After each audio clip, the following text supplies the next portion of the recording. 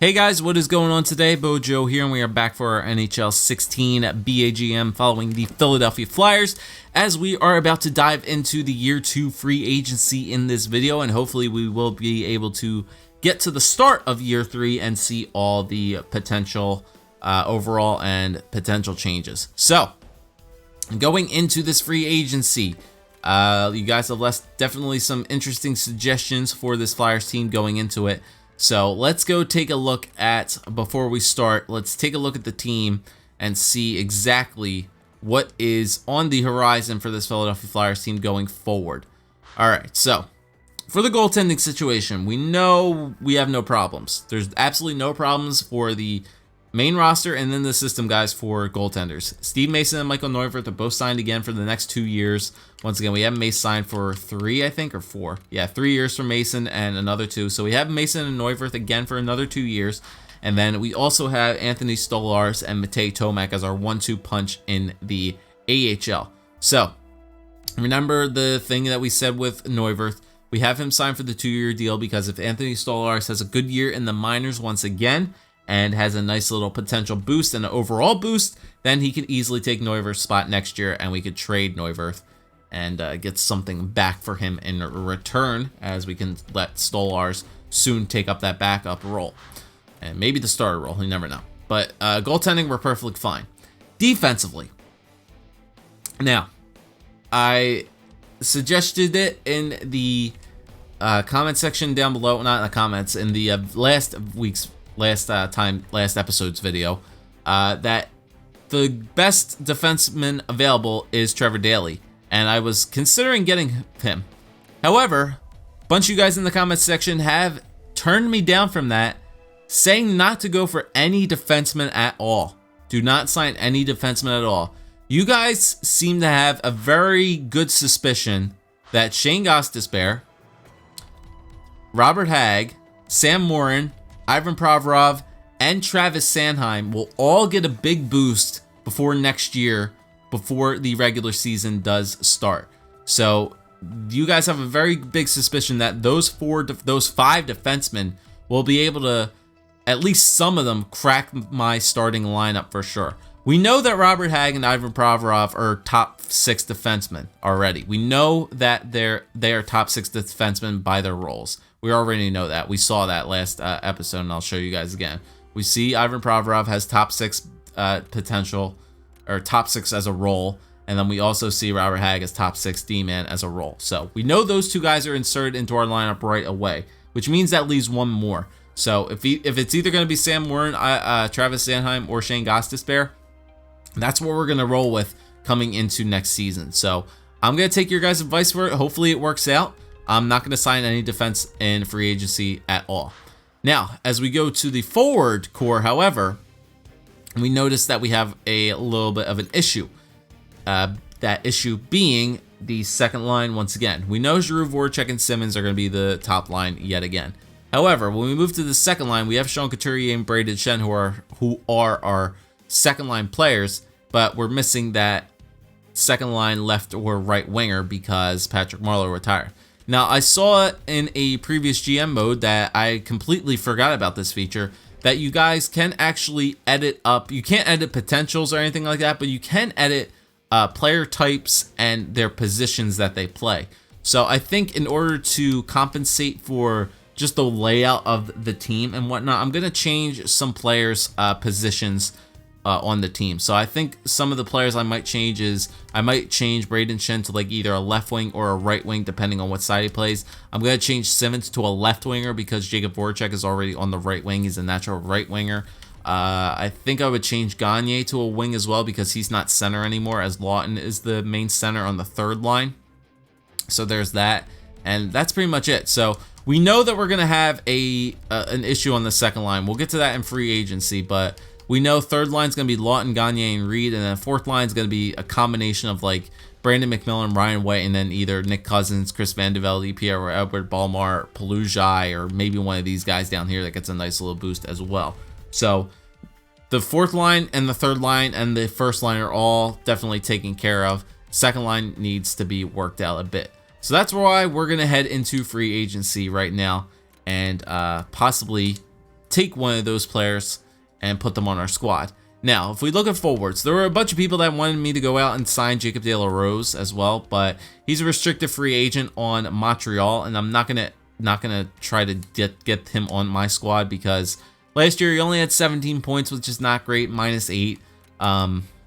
Although he could get a nice little boost as he does have the high potential to become a top 6 forward.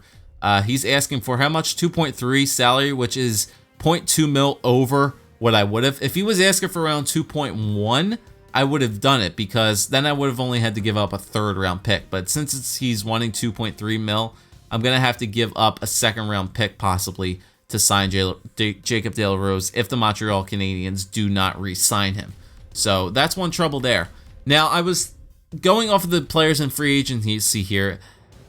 Thomas Vanek technically would be the perfect player to replace Patrick Marleau.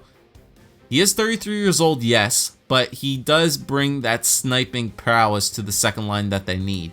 I mean, if we look at Thomas Vanek's stats for the past 2 years, he's put up 2 almost close 30-goal seasons, 35 goals in year number 1.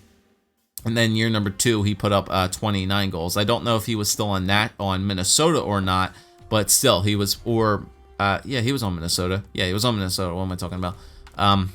Yeah, I don't know if he put up those numbers last year in Minnesota or not, but the first year definitely, and then the second year still. Almost a 30 goal scorer for Thomas Vanek, and putting up like 50, 60 points is a really good deal.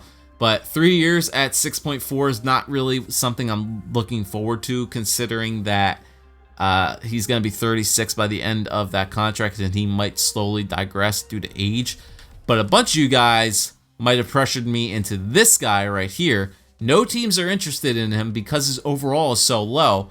But you guys have mentioned, and I have seen this especially in Flops GM mode, where just because their overall is so low doesn't mean that's actually their overall.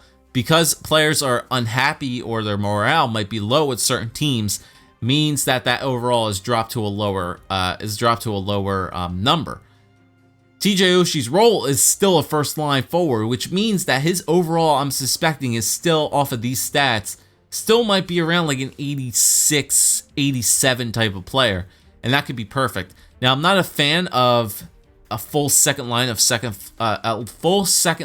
two-way forwards with Shen, Couturier, and Oshie, but I think we would rather go with a kind of defensive-minded Flyers team this year, considering that we're going to have a lot of young Flyers prospects on this team. So I think we would rather go with a defensive style rather than a full-out offensive style. So I think it would be wise to, keep the games close and have these players, play good defensively rather than go on offensively. But still, if Oshie is like an 86, 87 overall player, then those shooting stats and his puck moving skills are going to go up. So even though Shen and Couturier aren't the greatest offensively, still, Oshie might be that guy offensively on the second line that we do need. And I think you guys have pressured me into getting TJ Oshie off of free agency. And plus the fact that he's not asking for that much money at all. 3.75 for 3 years. I think that's perfect. Now, it might bring until he's 33. I could try to get him for 2 years. 2 years, he's only asking for 3.975, which is actually really decent, but I could get him for an extra year at 3.7. So no teams are interested in him, so I think I'm just going to offer him 3 years at 4 mil. Get him for that extra 3rd year. If he doesn't pan out the first 2, we could trade him in the after the second.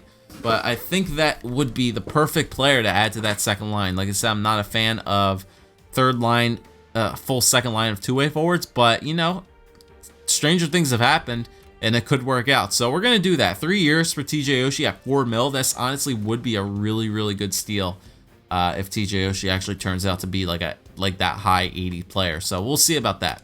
We'll see about Oshie. And then other than that, I really don't see the need to sign anybody else. Maybe like one depth forward, just in case one of those players doesn't turn out. Because who we said was our 4th line, it was Ryan White and Brandon McMillan. Because we're waiting on Nick Cousins, Pierre-Edouard Bellemare, Chris Mandovaldi. It wouldn't hurt to get one more person here. It would not hurt to just get another really, really good defensive forward on a two-way deal. So let's see about a low two-way player here that we can get on a two-way deal. So probably around these guys here. Alesh Hemsky maybe. We're looking for a good player with like a defensive category as well, like really good defensively. Really good defensively that wants a two-way category that we could just sign just in case of injury occurrences. Eric O'Dell, that's okay. Scotty Upshaw. Upshaw's not really great defensively. Chris Terry, he's a sniper, so we don't need him. Shepard, Zach Ronaldo, no thanks, I'll pass on that. Ryan Garba, I'll pass on that because he's a fourth liner as well. Chapat, who is this guy? Michael Chapat, 25 years old, top 9 potential as a two-way forward. He was a 2010 pick by the Philadelphia Flyers. Wow, that's interesting. Never knew we drafted this guy. He has high potential for a top 9 forward. He's kind of like a Michael Bournival in a way. I keep forgetting that Michael Bournival is in our system too. Do we really need him then? Do we really need another player, since I forgot that Michael Bournival is down there as well? That gives us 3 options with Van de Velde, Belmar, Cousins, and Bournival. 4 options technically. Yeah, I don't think we need it. We don't need it. Even though there's guys like down here like LaPerriere, Thompson, Anton Lander maybe. Is Lander good? No, he's not really good. We need somebody with like really, really good defensive category. Like Setaguchi, is he decent? Nope. Jeremy Morin, is he good? Nope. Marcus Kruger, is he decent? Kruger's not bad. Kruger has some decent defensive categories, like mid 80s. Thorborn, Fratton good. And Delorier. Delorier is okay, but he's a grinder, so I really don't know about that. Bolig, okay. Jared Bull, Joaquin Anderson, Fontaine, no. Nestor Sell, Vitali, Joey V, Prust, Vinker, Bernier, Brooks Lake, Gianta, Cleach. Kruger would be the only guy, technically, I would maybe go out there and sign. Talbot. Talbot's not bad. Agazino, Monterrey and All-Star, Danny Heatley, no. Corey Trop, Charles Houdon, but I think he's a RFA by Montreal as well. Jacob Josephson, he's not bad. Anybody else really great? Just I see off the top here. Now we're getting to the 78 overall. Maybe I'll sign Marcus Kruger. Where's Kruger at? Kruger. Where is he? Yeah, Marcus Kruger. Let's see if we can get Marcus Kruger here on a 2-way deal. 1 year on a 2-way. There we go. 1 year deal for Marcus Kruger. If he accepts that, that'll be fine. And that's it. No prospects are needed. Nothing else is fine. We'll let Steen and Johnson take their tolls on the other teams where they so choose. And I think that's it, boys. I think that's it. I think that is it. You're going to talk me out of not picking up a good defenseman and just go with my prospects. I have no problems with that, man. No problems. All right, let's see here. Are we going to get TJ Oshie or Kruger? Marcus Kruger did accept 79 overall still, which is good. And multiple morale changes for signed TJ Oshie, as TJ Oshie is a part of the Philadelphia Flyers. 3 years at $4 million. 87 overall is TJ Oshie's actual overall rating. That is actually clutch. That is actually clutch. Thank you guys to whoever suggested to pick up TJ Oshie. And that is an awesome acquisition to the team. He does want a, oh no, that's Marcus Kruger. Joining the team as a free agent was the right move for my choice. You know what? You need to perform at a high level for this team, so that don't slack off out there. Negative effect. Okay, Kruger, not happy with the squad already. Okay. Welcome to the squad, Marcus. Might get you some AHL playing time down there, but that's all right. That's fine. Okay, so free agency is done 57 days, so we can, we're done. We are done. We do not need to do anything else.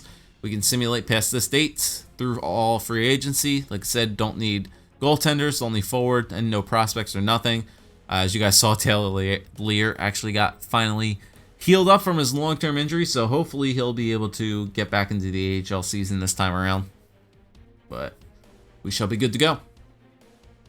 All right, so let's get free agency done and done with. We got our forward in TJ Oshie. We got a nice little depth player just in case for injuries with Marcus Kruger. Jonas Hiller for a second-round pick. No, thank you. I don't need goaltenders. Thanks, Calgary, but no thanks. I have Steve Mason and I have Michael Neuvirth. I do not need another goaltender. Thanks, but no thanks. All right, so last day of free agency here. Let's simulate past that, and then we'll get an update of when the next event is. Okay, so 12 days started in the season, so we can just do just do simulate days here until we get the pop-up for the preseason, and then we can check out everybody's overall stats.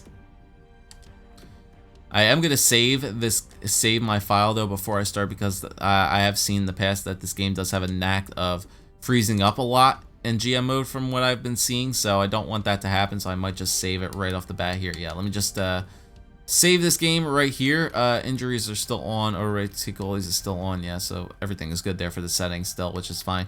So let me just save the game really quickly, overwrite the current file, just in case something goes haywire.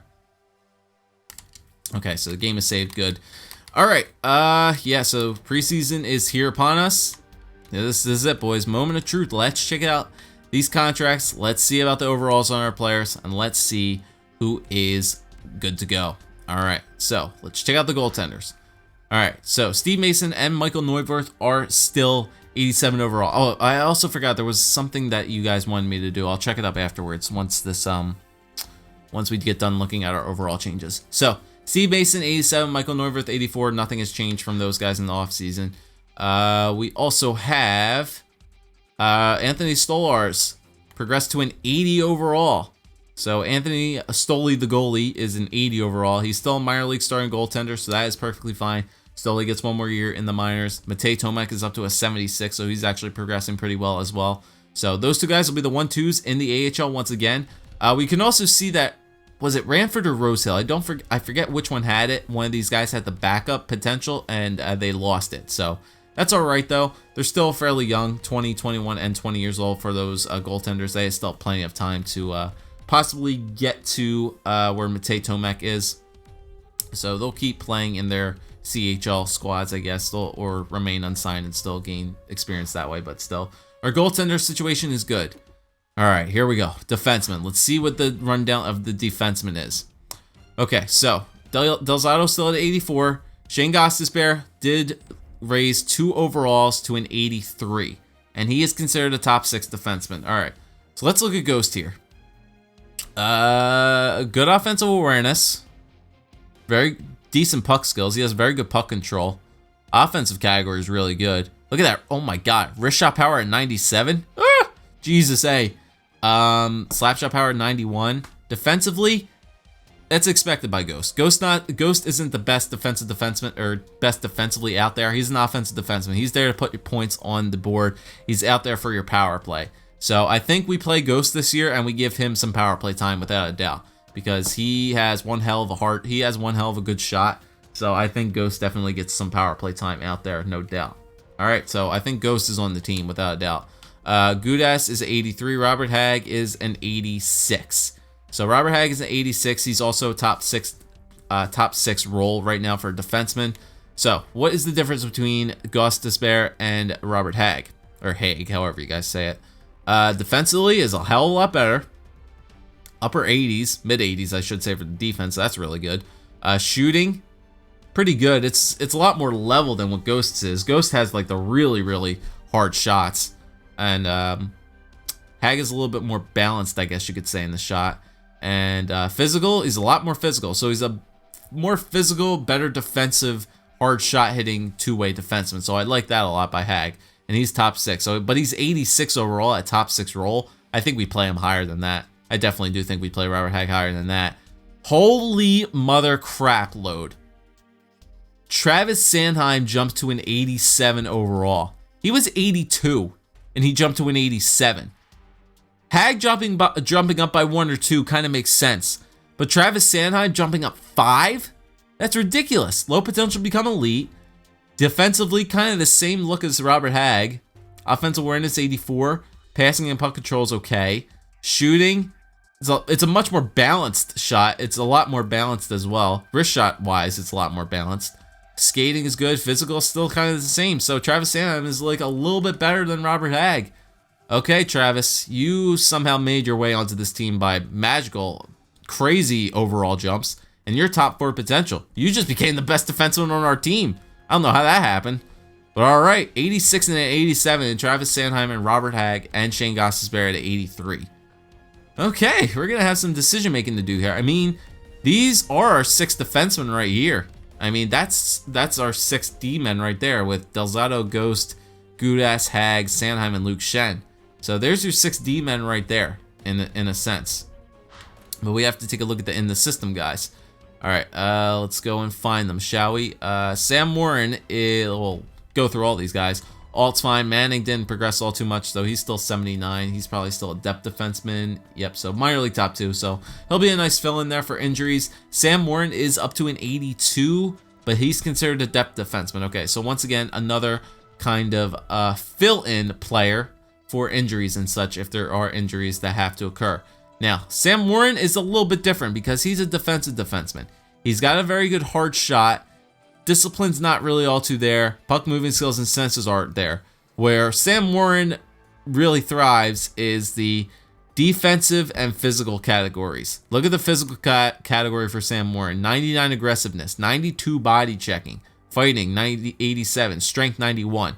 Sam Warren is a 6'5", 211 physical defensive defenseman out there like Radko Gudas. Stick checking is really good though. Stick checking is up to a 93, which is not bad. If that defensive awareness can get a little bit better and the shot blocking can get a little bit better, maybe to round to like the mid 80s kind of deal, then I think Sam Warren would be very, very serviceable right now as a defenseman. But 82 is still not bad. He's considered a depth defenseman, so we could play him in the AHL again if we so choose, or once again just throw him in there for if injuries do occur. Other than that, Peterson, Novoselicev, Davis, Bachman, none of these guys are really all too fantastic right now. We still have Bachman unsigned right now, so if there are any spots on the defense for our AHL squad, we could sign him and let him play. But the way I'm seeing it right now for AHL is Manning and Morin with Alt and Peterson and then somebody else. Maybe we do sign Bachman and get him on there because Adam Comrie's on the team as well. So, and then we also have Ivan Provorov, who is also considered a top 6 defenseman. So Ivan Provorov is considered a top 6 D-man. Offensive awareness is good. Passing and puck control are good. Decent puck moving skills defenseman. Once again, a very hard shot, not accurate yet though. But that defensive awareness I like a lot, 88.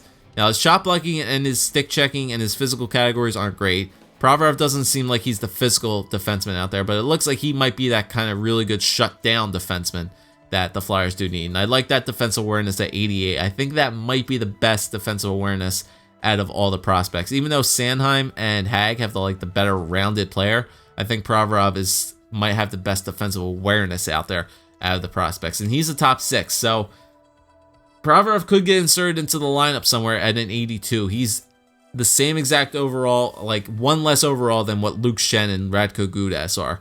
So the possibility of trading one of those guys is definitely there because Gudas and Shen are both have 1 year left on their contracts at around the exact same kind of deal. They're exact same age, exact same overall. That one of those guys could get moved for Ivan Provorov coming into the team. So we could have a full-fledged rookie team. Only guy that I would probably keep around is Michael Delzato, maybe. Well, you trade one. You trade one because then you have Delzato and Gostisbehere. Well, you'd have Delzato, Ghost, Hag, Sanheim, and then either Gudas or Shen and Ivan Provorov on the defensive side because Morin I don't think is ready yet. So that's what you have right there for defensively for this Philadelphia Flyers team.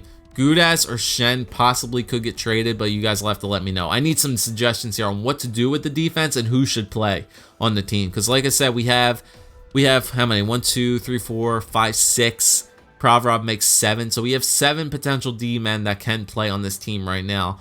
And I think Morin does go back down for the minors for another year. Unless injuries happen and he gets called up. So that's what the team looks like right there for defense. So thank you guys for those suggestions of not signing players, but now you got to help me out again. Who plays and what should happen with this defense, of course. So let me know about that. Okay, let's continue to move along here. Right wingers, TJ Oshie, as we have saw, is an 87 overall. Let's take a look at his stats now. Puck moving skills, upper 80s. I like that. Defensively, mid 80s. I like that. Senses, good offensive awareness. Shooting is okay, but I think maybe him working out with the two other two-way forwards in Shen and Couturier might help TJ Oshie get that scoring touch in the right decision. I think TJ Oshie might be a good pickup than a lot of you guys think. He might be able to really get a nice little have a nice little season on that second line. And also, we can move him around if Wayne Simmons is working out on the first line. But remember, I'm going to do some of those position changes because I'm going to move maybe like Oshie to the right wing or the left wing, depending on what handedness he is. He's a right-handed, so I would probably move him to the left wing, move Shen to the right, things like that. Reed still at 83, Simmons, Voracek, and Ryan White are all fine. In the system, we got Aube Kubel, 74. Julien Gauthier, 74. Jeff Pilavs is up to a 78. Bottom 6 is good. And look at that. Timo Meier got his potential back. As you guys remember, when we picked him up from San Jose, he had low elite. And then during that season, he lost it and dropped to the top 6 or low top 6. And now he's back to low elite again. So that's good to see from Meier. Plujai is good for depth. Ulrich is there. Yamamoto, once again. A lot of 70 overall players for our AHL team this year. That's good. It's good. I'd like to see that. All right, main roster for left wingers. Only 2 left wingers in Belmar and McMillan. So once again, if we don't have a player to play there, we'll figure out whoever the best defensive player is out of all those forwards that we have, and whoever the best defensive player is, they'll go on the 4th line. But Belmar's good. McMillan's is good. In the system, Bourneval, 81. Is he a 4th liner? No, not yet. Remember, I'm not going to be too upset if Bourneval doesn't make the squad because remember, we did pick him up off of waivers. So if he doesn't make the squad, I'm not going to be all too upset, but he is 25. He does have good defensive stats, but it seems like the other guys like Belmar and maybe Van de Velde and Palujai might be a better fit for the 4th line. But, you know, if you guys want Bourneval there, you know, he can fight for his right there. Can give me a reason why. Lear's good there. Lindbaum is good. O'Sullivan is up to a 73. That's good. Straka's up to a 76, so he might not get onto this team. He does have 2 years still left, 25 and 26, so we'll have to see what happens with Straka. He's doing good in real life right now, but in the game he is still a little bit struggling. Cousins is only an 80. I really did expect Nick Cousins to maybe get a good little boost this year, but remember, he did not get as much time as I wanted him to get. He is still up to an 80, which is good. A minor league scoring forward, so we're not going to have the same issue as last year. We're not going to make the same mistake of calling up Nick Cousins as we did last year. He's going to get a full season in the AHL, and I think that will help him to be a 3rd line player next year for the team. So I think that's what we're going to do. We're not going to make the same mistake with Nick Cousins. He's a minor league scoring forward. That's where he should be, and that's where he should play this entire year. Coots didn't change, 84. Gagne, 83 still. Giroux still at a 90. Kruger is good as 79, which is, you know, it's okay, I guess. Defensively is still exactly where I thought it would be. Still a minor league scoring forward. So once again, we'll just analyze those guys for the best defense. Lawton is at 84. He changed his attitude around. He's not grumpy anymore. He's up to the nice little smiley happy face, so that's good. Still a 3rd line forward, so we'll still keep him there, growing him into that 3rd line forward. Maybe he'll get the 2nd line, we'll know. Who knows? High potential for top 6, so maybe we should play him there. Who knows? Schenner still at 84, and Vandy at an 80. Okay. In the system, we got Bayer there. Eric Cornell had a nice little increase, 79, so he's actually progressing very, very well as well. He's going to get a lot more playing time this year for sure. Going from 4th line time last year to probably like 2nd line time maybe this year. So Cornell's going to get a nice little boost in playing time. Konechny's going to have his first little experience of AHL this season as well. We take a look at Konechny's stats. Oh, Travis, you got yourself a nice hard shot there, bud. I'm liking that. I am liking that a lot from Konechny. He's going to have a nice little year. Pair him up with the right people. That's what I have to make sure of. I have to make sure I pair Konechny up with the right people. Maybe Meier and Jeff Pilavs. That might be a good combination there for Konechny to pair him up with. LeBurge, Letchuk, Magali. Ooh, look at Nathan Noel. Nathan Noel. Low potential to become elite. All right. He's got a hard shot too. Upper 80s, low 90s for Nathan Noel.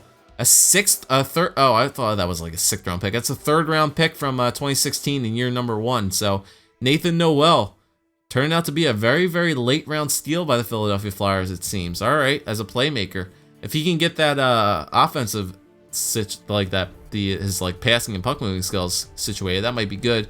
Magali, bottom 6, and then Marc-Olivier Verroy, 72. Okay, so AHL team is looking pretty damn good this year. It's going to be hard to fit all those players in where I want. But if I had to look at the system for AHL, I mean, we got who? We have Cornell, Konechny, Noel, and Roy. But we also have Magali. Left wingers, we have Bourneval. We have Lear, Limbaum, O'Sullivan, Straka. Yeah, it's a lot of players there. And then Aube Kubel, Gauthier, Jevplavs, Meyer, Yamamoto. Yeah, so it's going to be hard to fit all those forwards into the roster. So I'll have to definitely make sure I pick the right players to play. Remember, some of those guys are still young, so they won't necessarily digress from not being played this year. But the players who I definitely want to play should definitely play. And I'll have to make the right choices there. But as for forward-wise, Oshie's going to help out that second line. I'm going to make all those position changes. But the biggest question right now for this Philadelphia Flyers team is that defense. What does this Flyers team do with that defensive situation? You've seen it. Robert Hagg and Travis Sanheim have grown tremendously to like 80, 86, 87. Ghost is available at 83. Provorov is 82, but he is available to play top 6. Luke Shen and Gudaz might find their way out of this team because they are not at a high overall. There was something I did need to touch on this video as well. A lot of you guys were saying to maybe make a trade with like Matt Reed for Mikkel Bodker, which could be a possibility to get like a better third line scoring forward on the team. And I think we might talk about that next time, because you guys saw we have an abundance of forward prospects right now that are really, really good.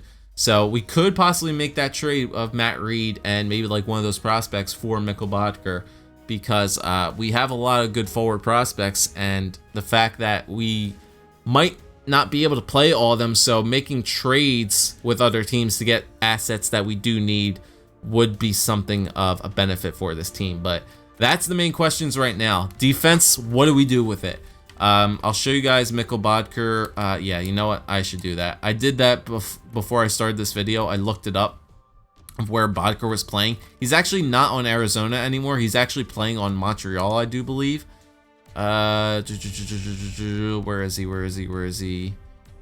He is on Montreal, right? Like, I didn't make that mistake in pre-looking at it. Yeah, there he is right there. So he's 86 overall. His trade value is pretty decent. So there's Bodker's stats. I'm only bringing that up because a lot of people didn't mention it in the previous video. You know, not the greatest goal scorer, but he's on Montreal and he was on Arizona, so he wasn't getting much help. But putting him into a third line role on our team might be really beneficial if we pair him up with a guy like Scott Lawton and Sam Gagner to help him feed the puck. So he could actually get a nice little benefit of boost from third line time. We could give him power play time too as well. So Bodker wouldn't be bad. Would take a little bit to get him because he is 27 and his trade value is not the easily attainable. But remember, we do have a lot of good prospects and we could probably maybe swing a deal there if you guys want that, if you think that could be one thing that we do. So that'll be it, guys. Like I just said over and over again, what do we do with the defense? Do we make the trade for Mikkel Bodker? Do we make any trades? Do we? What is this Flyers team gonna look like this year? What do you think is the perfect Philadelphia Flyers roster lineup going into next year with all the things being put into play right there? So let me know, guys, and we will continue next time. So leave a like, comment, and subscribe as always, and I'll see you guys next time.